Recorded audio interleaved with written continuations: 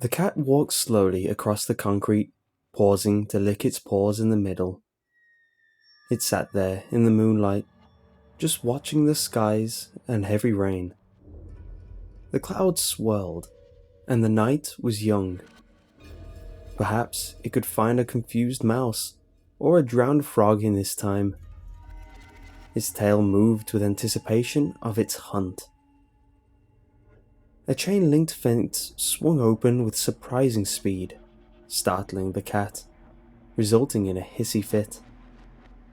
The man who opened it carried no thought of the terrible weather, cat, or of anything else he was up against.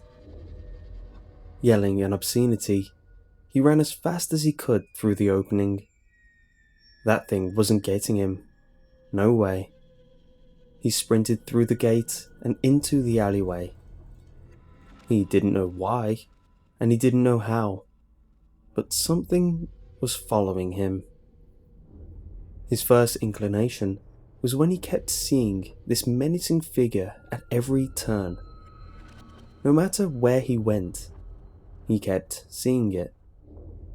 He had thought that it might be a person following him at first, but that had quickly changed when he saw the height and shape of the being.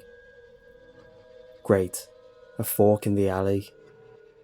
Mark sped towards the right, not because of any good feeling, but because he knew whatever it was would catch up no matter which way he went. The figure always seemed to be 2 steps ahead of him. Every time he turned around, it was there, silent as the night, just watching him. He could never make out its features in the rain, as it blurred his vision. He could tell it was tall, and seemed to have black and white skin, with the black covering the legs and torso. He had figured, since it didn't move when it was being watched, he could look at it and just keep it frozen. It worked, but when he stared at it, he felt sick, like something was clawing its way out of him. His worst memories resurfaced in his brain, among them an embarrassing date, a lost pet, his sister's funeral. He had turned away and crawled for a few seconds until he could stand up again. Then he ran far from the creature, the thing that, like his memories, he could not seem to escape. Suddenly, Mark slipped on a giant puddle, interrupting his thoughts. Immediately, his jeans and hoodie became soaked on contact. Picking himself up from the water, the feeling to look back was too great.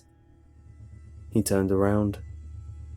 There it stood, as real and frightening as ever. What really startled him was that it was closer because of his tumble, only a mere 20 feet away.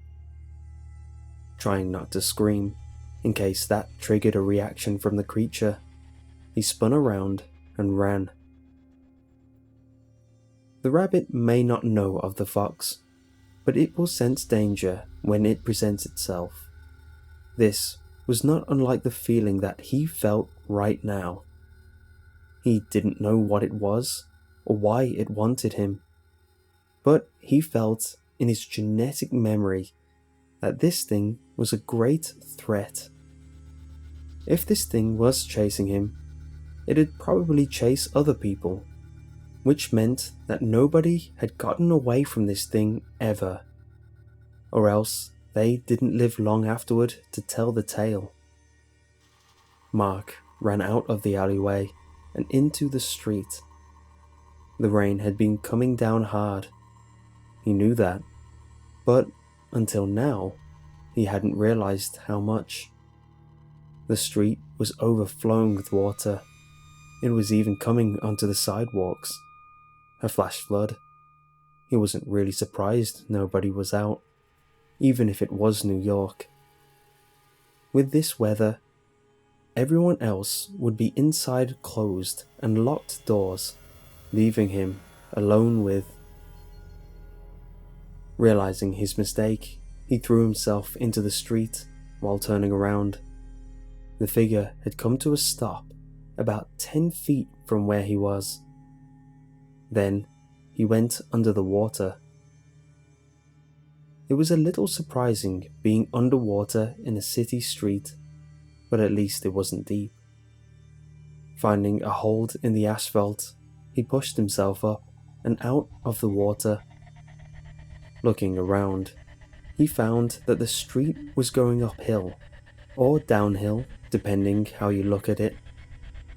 This meant that there was a slight current in the water.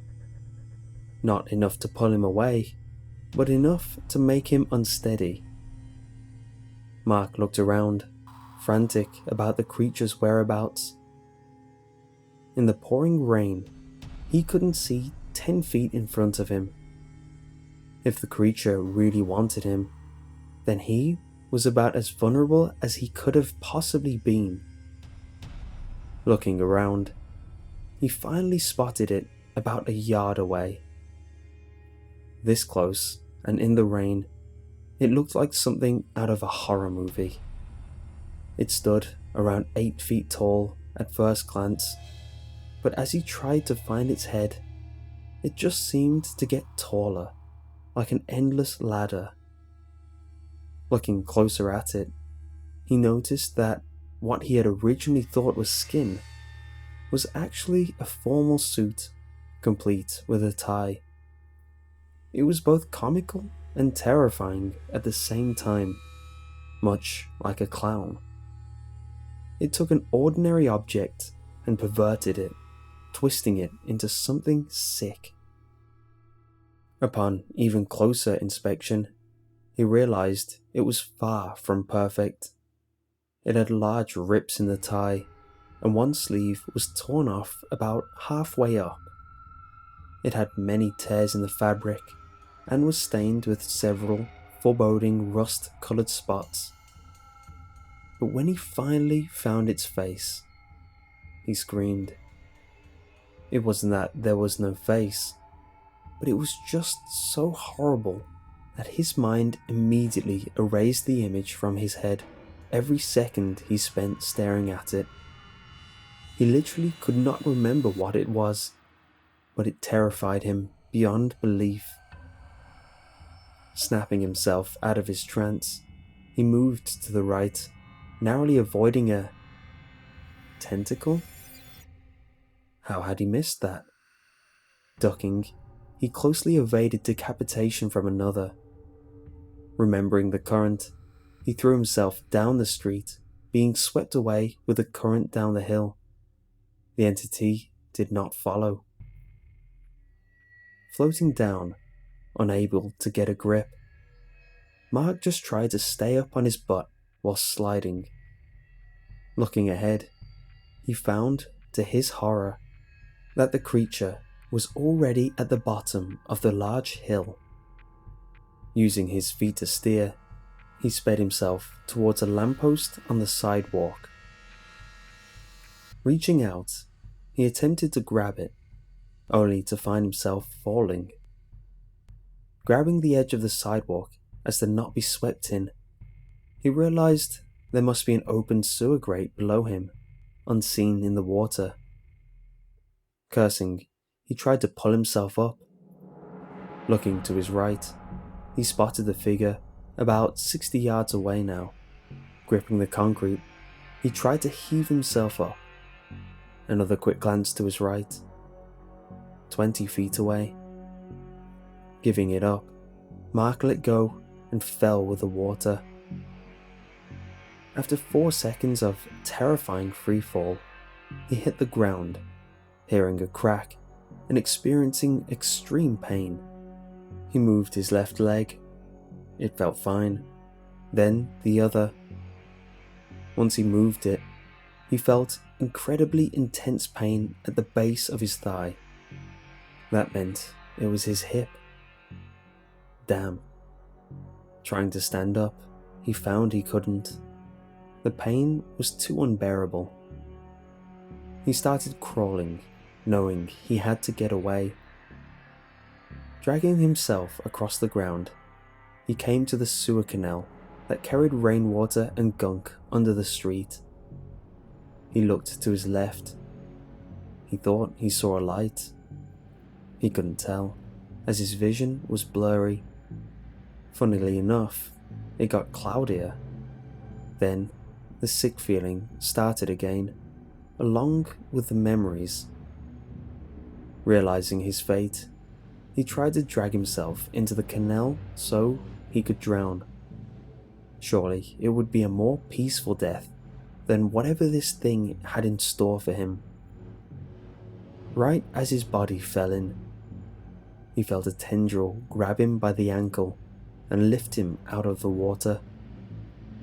Flipping him right side up, he hung there, looking at the creature for the first time, face to face.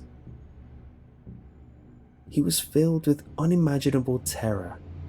Its body radiated evil, and he vomited from the sickness again and again.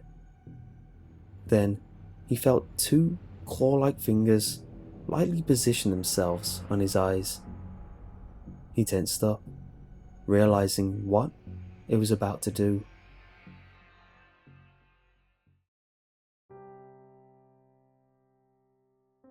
The woman opened her apartment room window. Looking out into the rain, she had thought she heard screams, but there was silence but for the rain. There was no point looking outside anyway. There was nothing to see. The rain must have been coming down very hard, as it became very hard to see.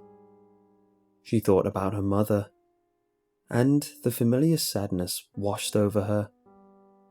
She turned away from the window. Sitting down by the lamp, she began to read a book. Looking up slightly, she was startled to think she had briefly seen the faint outline of a man outside her window. But that was impossible. Her room was on the 5th floor of the building. She laughed at her absurd thought. Then she saw another shadow standing next to her own.